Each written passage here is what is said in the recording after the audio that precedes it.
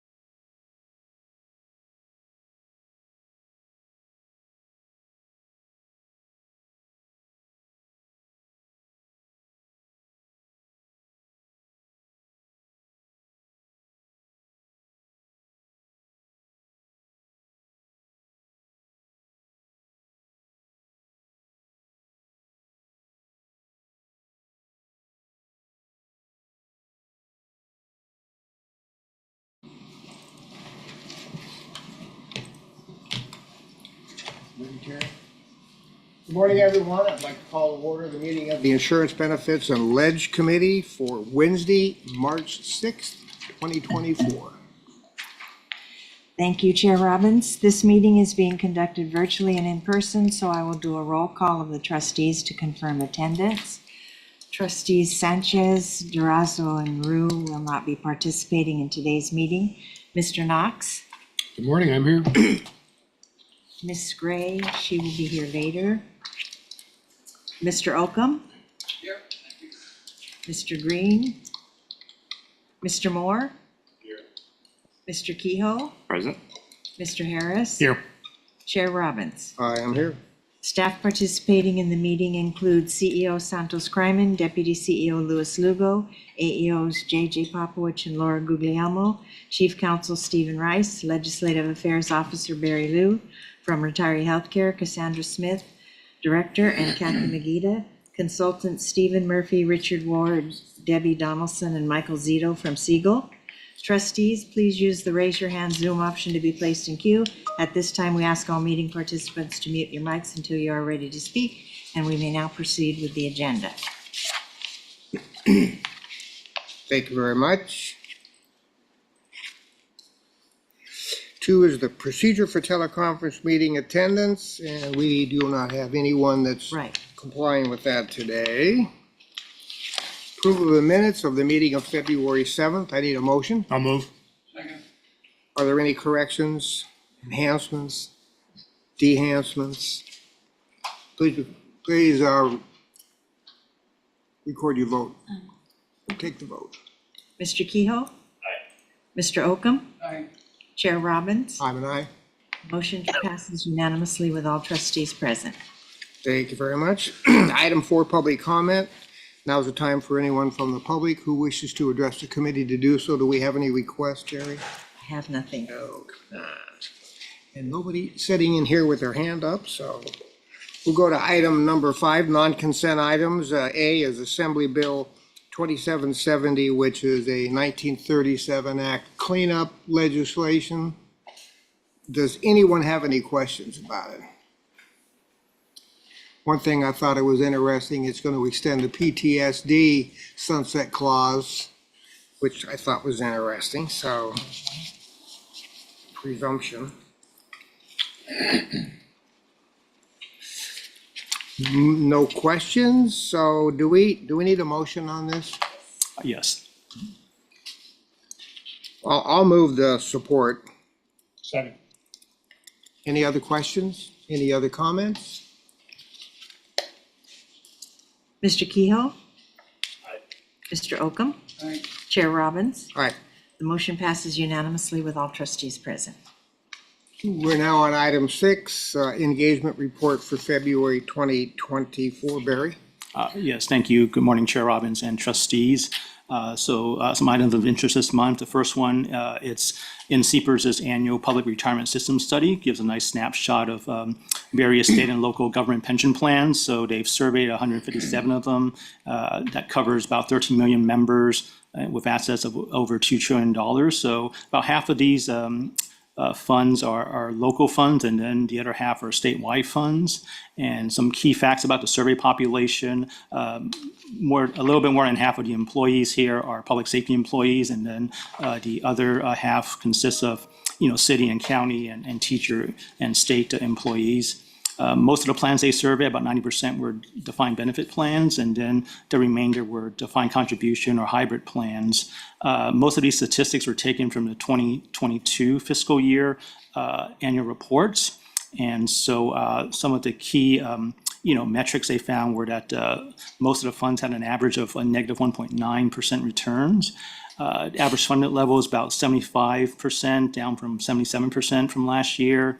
And then the average rate of return, assumed rate, is 6.91 versus 6.89. So, we've seen a lot of funds move their rates down, towards 6% in the last few years. And then as far as administration and fees are concerned, it's about an average of 56 basis points. That breaks down to 17 basis points for administrative expenses and 39 basis points for investment fees. And then the average COLA most of these plans have is about 2.2%, although for plans where their members aren't eligible for Social Security, there's a slightly higher COLA there. And then as far as how these plans felt in terms of readiness to address the retirement trends and issues, most of the responses were about an 8 out of 10 compared to a 7.8 out of 10 from last year. And then lastly, in terms of ESG in investment decisions, 46% said they were somewhat or very important, and that's compared to 54% that said the same thing from last year. The next item is regarding IBM. You heard that, I think reported last month, that they're planning to reopen their frozen pension plan that has been frozen for about 15 years. The thing to keep in mind is this is their cash balance plan, which itself had replaced their more traditional pension plan back in the late 90s. But the thing about this plan is that what they're doing is basically using plan surpluses to reopen this. And the Center for Retirement Research at Boston College examined this and sort of indicated it as more of a financial maneuver because it allows them to use surpluses rather than actual corporate cash. So it may not be as big of a bellwether in terms of a change in more companies reopening their plans. Mainly, it would be companies that are large, like Bank of America, Citigroup, or Honeywell, that may do the same thing with using plan surpluses rather than cash to fund the reopening of the plan. If I could ask real quick, so what's the advantage? So why are you doing it if they're not? Well, it does. It's just a nice thing to do? Well, it does provide a more pension-like benefit as opposed to the 401k plan, which is strictly a defined contribution plan. But again, it seems to be more of a financial maneuver in that they're using plan surpluses. But it does increase the benefits for the employee and could help in retention as well. It's just not in terms of a sign that a lot of the private sector is going to move back to pension plans. I think that was maybe a little bit more overly optimistic based on how they're doing this. Okay, thanks. And then the next item is about a bill that would provide for a federal auto IRA program. You've seen over the last several years that a lot of states are doing their own state-run IRAs, and that's because there's really no federal standard for this. But Representative Neo is introducing a bill to make it more of a federal standard, which would mandate employers with over 10 employees that don't sponsor a plan to put them in an IRA plan, an auto IRA. And then also would provide that if they have balances over $200,000, it would provide for annuities, so it would give more of a pension-like a benefit here. And with this go around, this bill is getting more support from industry associations, because I think the prior version of this bill from previous years, I think mandated government matches, whereas in this case, there is no government match. So I think it's probably a little more palatable in terms of, its feasibility. And then the bill, it provides with reinvestment options, target date, principal preservation, and balance option funds for how they want to invest things. What's that bill number again? I don't have the bill number. I can get that for you, but it's the Automatic IRA Act of 2024. Yeah, if you could send me the Okay, bill number. absolutely. And then the last item is from New York, one of New York's teacher pension plans. So this was an overpayment case where a surviving spouse continued to collect his deceased wife's pension benefits for over 18 years with a monthly payment of about $3,500. This relates to an item I reported last month about New York, in that by default, there are no survivor benefits unless you properly elect them. So in this case, apparently the wife, whether inadvertent or purposefully, didn't elect a survivor option for her husband. So even though she passed away, he continued collecting it. So the teacher retirement system only found out about this through a whistleblower, but they're going to have trouble collecting this because the spouse here is also homeless and has a lot of other legal trouble, so he might not even have the money to repay this. But it's one of those things that kind of goes to show that systems should have more robust death reporting procedures and to control for these overpayments. So that concludes my report. Have you taken any questions? Thank you very much. We're on the staff activities report. Cassandra? Yes, good morning, Mr. Chair, members of the committee. Just the one thing to report. We've began the process of submitting our retiree drug subsidy application for the fiscal year of 24-25, working with our health plan carriers as well as Siegel Actuary to get them submitted timely. Just as a little historical fact, we've been a participant of this retiree drug subsidy program since 2006 when it was first incepted.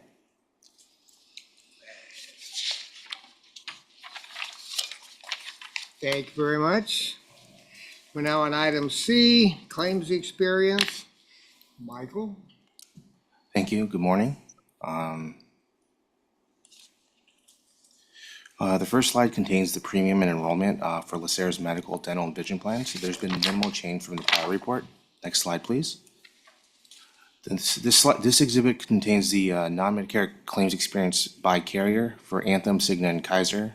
For Anthem's year-over-year trend, represents a 1.4% increase as of January 2024, which is a 3.5% increase from the prior month's report.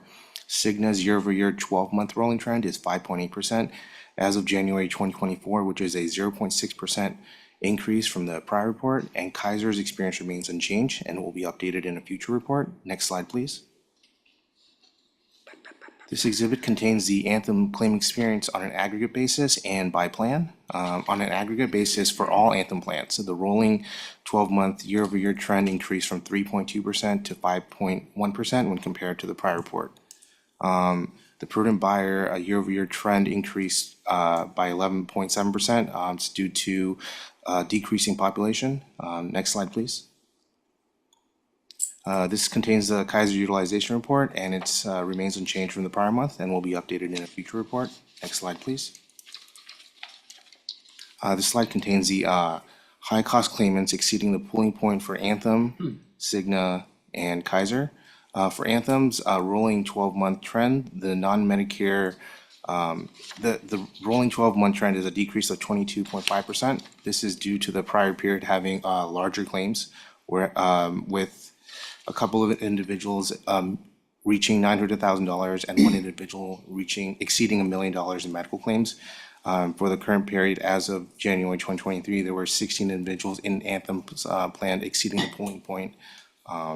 And Cigna's year-over-year trend remains unchanged, and Kaiser's experience remains unchanged as well. Next slide, please. This contains the rebates, and remains unchanged from the prior report. Next slide, please. This contains the dental and vision claims experience. For the dental claims year-over-year trend, the rolling 12-month increase is 3.4%, and for vision, the year-over-year trend is 10.3%. For context, the combined dental and vision trend for the 24-25 renewal is 2.6%. Thank you. Any questions? Anyone have any questions? Seeing none. Thank you very much. Item D. Good morning, everyone. Included in your How's that brain packets, trust back in Washington doing these days? it's going to be a busy 6 months. Included in your packet is a summary of changes that the Inflation Reduction Act is having on Medicare Part D plans. And in essence, the intent of the act was to improve or enhance the program under Medicare Part D, reduction in their maximum out-of-pocket, closing of the donut hole, the catastrophic group, et cetera. The impact that has on LACERA is the following, is that with those enhancements, we'll need to work with your vendor partners to make sure that your prescription drug benefits are at least credible with what the new Medicare Part D plans are. So we'll be working with Anthem, Kaiser, et cetera, throughout this process to kind of figure that out. So when we get to your 2025 renewal next July, we have that in place so that we can help retain or at least maximize your RDS subsidies that Cassandra just referenced that do offset the overall budget. So just there for your reference, but that's all we have to report. Thank you very much. Anybody have any questions for Steve? I have one comment for you. Grand Canyon University. I don't want to talk about it. We'll talk about that later. Sounds like a volleyball question. Items for staff review, number 7. I have I nothing. get that feeling. Nothing for staff review, items for future agenda, Nothing? anything? Nothing? We'll just hold good of the order to the regular meeting, so. Oh, excuse me, Motion Chair to Robbins, adjourn. just a quick item for me about, so that bill number is HR 7293 about the federal auto IRA. And also I want to let the committee know that on the 19th and the 20th this month, Mr. Kryman, Mr. Lugo, and I will be making a visit to the state legislature arranged by our lobbyists. And so just to let you know about that. Thank you very much. Okay, motion to adjourn? I'll move. We are adjourned.